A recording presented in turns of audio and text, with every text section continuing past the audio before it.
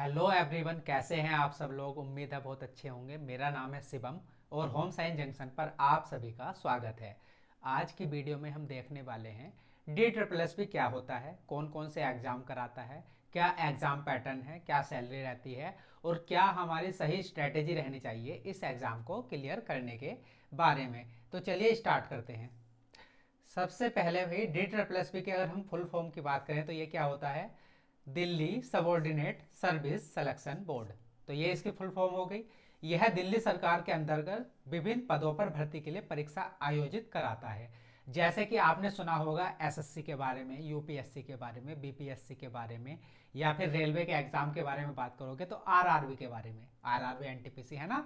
तो इस प्रकार से ये एक बोर्ड है, ये कोई जॉब नहीं है डी ट्रिपल एस पी, ये एक बोर्ड है जिस प्रकार से एसएससी बोर्ड है, एग्जाम कंडक्ट कराता है विभिन्न विभिन्न जॉब्स के लिए, है ना। इसी प्रकार से डी ट्रिपल एस पी क्या है, दिल्ली सरकार में अलग अलग पदों की भर्ती के लिए एक बोर्ड है जो एग्जाम कंडक्ट कराता है। तो आप समझ गए डी ट्रिपल एस पी क्या है। यह teaching, non teaching, clerk, engineering, nursing, stenographer, fire operator आदि भर्ती पदों पर जो है भर्ती कराता है। अब आगे बात करें हम, इसकी स्थापना 1997 में दिल्ली सरकार द्वारा की गई थी और उद्देश्य क्या था, इसका उद्देश्य था भाई कि योग्य जो उम्मीदवार हैं उनका चयन किया जा सके। अब आगे बात करें कि इसके द्वारा आयोजित कौन कौन सी परीक्षाएं होती हैं। तो ये टीचिंग भर्ती परीक्षा कराता है, कौन कौन सी, PGT, TGT, PRT, nursing teacher, है ना, इस प्रकार की भर्ती कराता है। नॉन टीचिंग भर्ती की बात करें तो एलडीसी, स्टेनोग्राफर, अकाउंटेंट, इस प्रकार की भर्ती कराता है। उसके बाद तकनीकी पद, टेक्नीशियन पोस्ट की बात करें तो इंजीनियर, फार्मासिस्ट, लैब असिस्टेंट, ये वाली भर्तियां कराता है। उसके बाद स्वास्थ्य विभाग या फिर हेल्थ डिपार्टमेंट में नर्सिंग ऑफिसर, रेडियोग्राफर, ये वाली भर्तियां कराता है। और अग्निशामन विभाग या फिर फायर डिपार्टमेंट में फायर ऑपरेटर, इस प्रकार से अलग अलग भर्तियां डी ट्रिपल एस पी के द्वारा कराई जाती हैं। अब डी ट्रिपल एस पी का एग्जाम पैटर्न क्या रहता है। अगर हम एग्जाम पैटर्न को देखें तो डी ट्रिपल एस पी में एक तो टीयर वन एग्जाम होते हैं। कौन से टीयर वन एग्जाम वो होते हैं जिनका एक ही पेपर के द्वारा सिलेक्शन हो जाता है। जैसे कि बात करोगे आप टीजीटी, है ना, टीजीटी, पीजीटी। टीजीटी का 2 घंटे का पेपर होता है, जनरल पेपर, और आपका सब्जेक्ट जो भी हो, होम साइंस हो, हिस्ट्री हो, पॉलिटी हो, इकोनॉमिक्स हो, इंग्लिश हो, हिंदी हो, है ना। तो एक तो आपका हो गया जनरल पेपर और एक हो गया आपका सब्जेक्ट वाला पेपर, और एक ही पेपर के द्वारा आपका सिलेक्शन हो जाता है, फाइनल मेरिट लगती है और आपका सिलेक्शन हो जाता है। कुछ एग्जाम होते हैं जिनमें से टीयर टू एग्जाम भी कराया जाता है। मतलब जैसे कि टीयर वन एग्जाम हो गया आपका जनरल पेपर और आपका सब्जेक्ट वाला, उसके बाद कुछ बच्चों को छांट लिया, उसके बाद दूसरा एग्जाम कराया टीयर टू, कुछ दिनों के बाद, 2 महीने बाद, 4 महीने बाद टीयर टू एग्जाम होता है, उसके बाद मेरिट लगती है और आपका सिलेक्शन होता है। तो कुछ एग्जाम में आपका टीयर टू भी कराया जाता है। कुछ एग्जाम है जैसे कि आपका हुआ एलडीसी स्टेनोग्राफर, उसमें टाइपिंग टेस्ट होता है, आपका शॉर्ट हैंड का टेस्ट होता है, तो उन्हें बोला जाता है स्किल टेस्ट। तो ये वाला टेस्ट भी होता है। और सबसे लास्ट में आपका डॉक्यूमेंट वेरिफिकेशन होता है और फाइनल मेरिट लिस्ट तैयार हो जाती है और आपको जो है जॉब आपको मिल जाती है। तो इस प्रकार से इसका एग्जाम पैटर्न रहता है। और जनरली इसमें 0.25 की निगेटिव मार्किंग भी रहती है, मतलब 1/4 की निगेटिव मार्किंग। आपने 4 क्वेश्चन गलत कर दिए तो आपका एक सही वाला क्वेश्चन भी कट जाएगा। तो इस प्रकार से इसका एग्जाम पैटर्न रहता है सारा, समझ गए होंगे आप। अब आगे हम देखते हैं इसकी योग्यताएं क्या क्या रहती हैं। जैसे कि अगर आप बात करें शैक्षणिक योग्यता, तो 10वीं 12वीं ग्रेजुएशन, डिप्लोमा या संबंधित विषय में डिग्री, वो अलग अलग पोस्ट के हिसाब से अलग अलग आपकी जो है योग्यता मांगी जाती है। और वो आपको पता चलता है जब आपका नोटिफिकेशन निकलता है। नोटिफिकेशन में मेंशन रहता है कि आपको भाई 12th चाहिए, डिप्लोमा चाहिए, कोई ग्रेजुएशन चाहिए, सीटेट चाहिए, मतलब या बीएड चाहिए, वो अलग अलग होता है, हर पोस्ट के हिसाब से अकॉर्डिंग अलग अलग होता है और वो आपको नोटिफिकेशन में पता चल जाता है। आयु सीमा की भी ऐसे ही बात है, 18 से 40 वर्ष होती है। किसी पोस्ट के लिए 18 से 30 वर्ष होगी, किसी के लिए 18 से 32 होगी, किसी के लिए 18 से 36 होगी। अब जैसे कि बात करें, अभी जो है पीजीटी का नोटिफिकेशन आया था, उसमें 18 से 30 साल इन्होंने एज कर दी। पहले जो होती थी शायद 36 साल होती थी या 40 साल, वो अब उन्होंने 18 से 30 साल कर दी। तो वो नोटिफिकेशन पर डिपेंड करता है। नोटिफिकेशन में आपको सारी चीज़ें पता चल जाती है कि क्या क्या आपसे मांगा गया है। अब आगे परीक्षा की तैयारी कैसे करें, मेन मुद्दा आता है परीक्षा की तैयारी कैसे करें। तो सबसे पहले आपको सिलेबस का पता होना चाहिए और पिछले वर्षों के प्रश्न पत्र का अध्ययन करना चाहिए। सबसे पहले तो आपको सिलेबस का ही पता होना चाहिए कि आपसे क्या क्या सिलेबस पूछा गया है, आपके सिलेबस में क्या है, कौन सा टॉपिक है, कौन सा टॉपिक नहीं है, पता चले कि आपने सिलेबस सारा पढ़ लिया और कुछ टॉपिक उसमें आपने छोड़ दिए, या फिर आपने बे मतलब के टॉपिक भी पढ़ लिए जो आपको पढ़ना ही नहीं था, जो आपके सिलेबस में नहीं था। तो सबसे पहले तो आपको सिलेबस पता होना चाहिए जो भी आप एग्ज़ाम दे रहे हो, इसी की बात नहीं है, जो भी एग्ज़ाम आप दे रहे हो सबसे पहले तो आपको उसका सिलेबस पता होना चाहिए। उसके बाद पिछले वर्षों के प्रश्न पत्रों का अध्ययन करना चाहिए। इससे क्या बेनिफिट मिलता है, आपको पता चलता है कि किस टाइप के आपसे क्वेश्चन पूछे जा रहे हैं, है ना।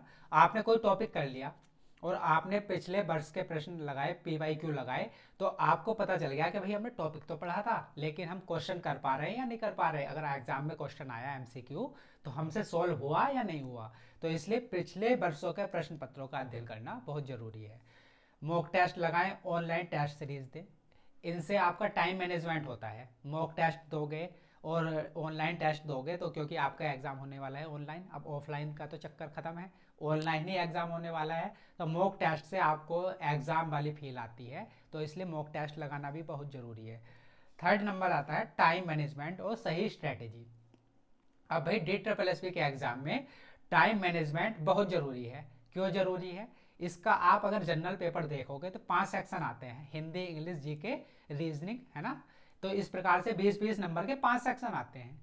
उसमें ऐसा होता है कि जैसे आपका सबसे सपोज करो सबसे पहले रीजनिंग का सेक्शन खुल गया 20 नंबर का, है ना, और आपने उसमें 5 से 7 क्वेश्चन कर लिए और आपने सोचा कि भाई बाकी जो बचे हुए क्वेश्चन है मैं कर सकता हूँ लेकिन बाद में करूँगा, और आपने वो सेक्शन कर दिया सबमिट, और आप पहुँच गए अगले, इंग्लिश पे पहुँच गए या हिंदी पे पहुँच गए, अगले सेक्शन पे पहुँच गए, तो आप पिछले सेक्शन पर वापस नहीं आ सकते। मतलब जैसे कि आपने रीजनिंग करा, सबमिट कर दिया और इंग्लिश पे पहुँच गए, तो इंग्लिश के बाद आप रीजनिंग पे नहीं आ सकते। एक बार आपने सबमिट कर दिया सेक्शन तो वो दोबारा नहीं खुलेगा। तो इसलिए यहाँ पर टाइम मैनेजमेंट बहुत ज़रूरी बन जाता है। आपने रीजनिंग के 20 क्वेश्चन है, 20 में से 20 क्वेश्चन कर लिए, टाइम लगा के कर लिए, क्योंकि आपको पता है रीजनिंग के क्वेश्चन इतने भी मुश्किल नहीं आते, अगर टाइम लगाया जाए तो क्वेश्चन हो जाते हैं। तो आपने 20 के 20 क्वेश्चन कर लिए लेकिन आपने आधा घंटा लगा दिया, तो फिर क्या फ़ायदा हुआ। अभी आधा घंटा तो आपने सिर्फ 20 क्वेश्चन में लगा दिया। जैसे कि अगर आप TGT की बात करें तो 2 घंटे का पेपर होता है ना, तो आधा घंटा तो आपने सिर्फ रीजनिंग को लगा दिया 20 क्वेश्चन करने में। बाकी के जो मतलब मैथ बचा, हिंदी बचा, इंग्लिश बचा और आपका जो सब्जेक्ट बचा, 100 क्वेश्चन सब्जेक्ट के भी आते हैं, तो उसके लिए तो टाइम बचेगा ही नहीं जब आपने आधा घंटा रीजनिंग को लगा दिया। तो इसमें टाइम मैनेजमेंट बहुत ज़्यादा ज़रूरी है और सही स्ट्रेटेजी होनी चाहिए। और उस वो कैसे बनेगी, आपको मॉक टेस्ट देने होंगे, प्रीवियस ईयर क्वेश्चन देने होंगे, उसी से आपका टाइम मैनेजमेंट होगा, नहीं तो आप एग्ज़ाम में जाके प्रेशर में आ जाएंगे। तो ये इन सब बातों का आपको ध्यान रखना है। अब DSSB की सैलरी और भत्ते की बात करें तो भाई सैलरी तो आपकी दिल्ली में बहुत अच्छी बनती है। क्यों, दिल्ली में भत्ते भी कई प्रकार के बनते हैं, क्योंकि एक्स सिटी है, सबसे ज़्यादा सैलरी बनती है, तो सेंट्रल के हिसाब से ही आपकी सैलरी लगभग बनती है। तो सैलरी की तो आप टेंशन छोड़ दो, सैलरी तो आपकी बहुत अच्छी बनने वाली है दिल्ली में, है ना। आप एक बार सिलेक्शन ले लो। अब आगे बात करते हैं कि भाई DSSB जनरल पेपर की तैयारी कैसे करें। मैंने आपको बताया कि जनरल पेपर में क्या आता है, मैथ्स, रीजनिंग, इंग्लिश, हिंदी और GK, है ना। तो ये 5 सेक्शन आते हैं, 2, 3, 4 और 5, और सारे के सारे कितने नंबर के होते हैं भाई, 20 नंबर के होते हैं। 20 क्वेश्चन होते हैं 20 नंबर के, मतलब 20 मैथ्स के होंगे, 20 रीजनिंग के, 20 इंग्लिश के, 20 हिंदी के और 20 GK के। इस प्रकार से 100 नंबर का जनरल पेपर होता है।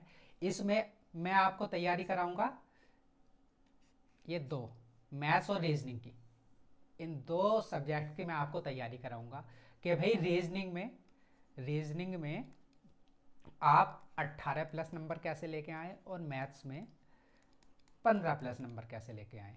ऐसा नहीं है कि कुछ लोग तो रीजनिंग में 20 में से 20 नंबर भी लाएंगे और मैथ्स में 20 में से 20 नंबर भी लाएंगे, लेकिन मैं एक जनरल स्टूडेंट की बात कर रहा हूँ, जो एवरेज स्टूडेंट है, वो रीजनिंग में 18 प्लस नंबर कैसे लेके आए और मैथ्स में 15 प्लस नंबर कैसे लेके आए, और वो भी एक सही टाइम के अंदर। ऐसा नहीं कि हमने बहुत सारा टाइम लगा दिया और इतने नंबर लेकर आ रहे हैं, एक टाइम फ्रेम के अंदर इतने अच्छे 18 प्लस और 15 प्लस नंबर कैसे लेके आए, तो उसकी तैयारी आप मेरे साथ करेंगे। और वो कैसे करेंगे, तो उसके लिए मैं बता दूं आपको कि कल से हम स्टार्ट करने वाले हैं प्रीवियस ईयर पेपर। जो भी DSSS के एग्जाम में प्रीवियस ईयर क्वेश्चन पूछे गए हैं जनरल पेपर में, वो चाहे आपका PRT हो, TGT हो, PGT हो, आपका LDC हो, स्टेनोग्राफर हो, कुछ भी, मतलब जो जनरल पेपर होता है सभी में कॉमन होता है।